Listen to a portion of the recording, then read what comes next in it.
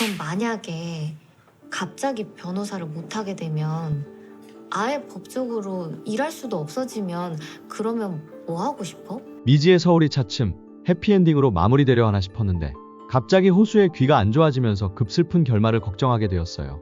호수는 자신의 귀가 잘 안 들리는 부분을 늘 짐이라 생각하며 살아서 처음 두 손 위로 내려왔을 때에도 일부러 보청기를 빼며 짐을 내려놓으려 했었거든요. 그런데 귀가 안 좋아지니 미지에게 짐이 될 거라 생각해서 밀쳐내는 게 눈에 보입니다. 힘들고 어려우면 미지에게 이야기를 하고 도움을 청해야 하는데 누구나 먼저 도움을 청할 수 있는 건 아니라는 미지의 말이 호수에게도 들어맞는 거죠. 어쩌면 사랑하기에 더 말하기 힘든 호수의 맘도 한편으론 이해가 가고요. 상월 할머니의 명의도용 문제가 해결된 날, 호수는 미지에게 프로포즈할 반지를 찾으러 갈 생각이었는데 이렇게 돼버렸어요.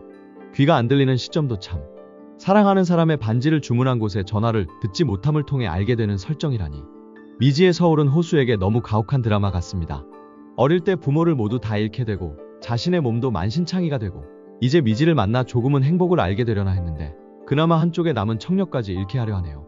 사실 호수의 귀가 안 들리진 않을까 하는 생각은 여러 장면에서 복선처럼 느껴졌었어요. 호수가 처음 미지에게 고백을 한 다음날 새벽, 미지가 서울로 올라가려 할 때 호수가 화장실에서 세수를 하며 귀를 계속 만졌거든요. 이때도 미지와의 관계 개선 속에 호수의 청각이 발목을 잡진 않을까 했는데 참 이런 아픔은 꼭 기쁨이 터지려 할 때 찾아와요. 거기에 오늘 10화의 제목, 나를 읽어주기 위해 나타난 사람들이라는 내용이 상월과 로사의 이야기뿐 아니라 앞으로의 호수, 미지의 이야기인 건 아닌가 하는 생각이 들었거든요.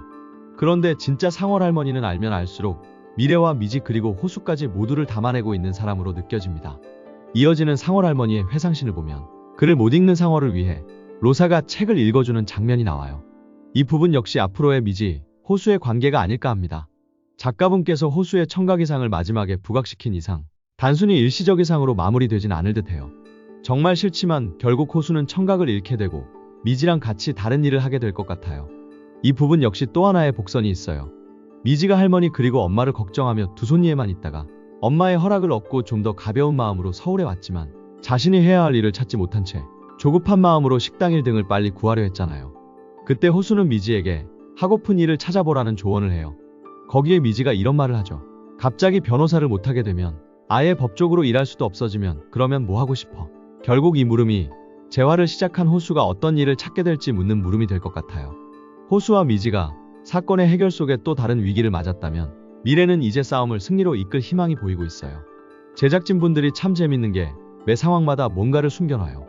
태희와 미래가 만나는 장면을 보면 뒤편 포스터에 희망찬 미래라고 적혀 있거든요. 그나저나 진짜 박상영 이 사람은 안 되겠어요. 본인이 성추행으로 타부서 이동을 가게 되는 상황에서도 평판 관리를 위해 주변인들에겐 미래가 칠달지사로 가기 싫어서 꾀를 부린 것처럼 이야기하잖아요. 거기에 또 모두 휩쓸려 함께 미래를 욕하는 사람들.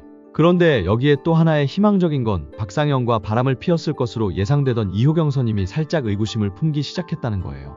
이분 박상영과 짝짝꿍에서 익명 게시판에서 미래를 욕하던 사람이 아니라 극중 막판에 태희와 함께 도움이 될 수도 있을 걸로 보여요.